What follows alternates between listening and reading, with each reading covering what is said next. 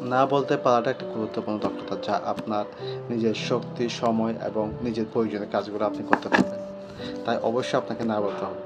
যদি জীবনে সফলতা পেতে চান তাহলে অবশ্যই আপনাকে না বলতে হবে।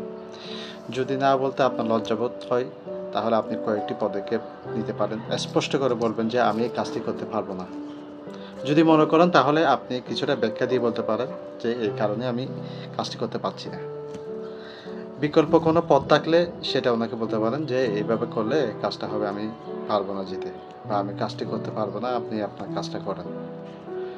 যদি বেশি লজ্জাবোধ এবং আপনি বেশি ভয় এবং ভয়ের কারণে আমরা বলতে পারেন অনেক সময় যে আমি পারবো না, তাহলে আপনি এর আগে অনুসরণ করে নিন। তাহলে সেক্ষেত্রে আপনার অনেক প্রয়োজনীয় কাজগুলো গুরুত্বপূর্ণ হয়ে যাবে। অবশ্যই মনে রাখতে হবে নিজের প্রয়োজনীয় কাজকে আপনাকে প্রাধান্য দিতে হবে। তাই অবশ্যই আপনাকে না বলতে হবে। আসসালামু আলাইকুম।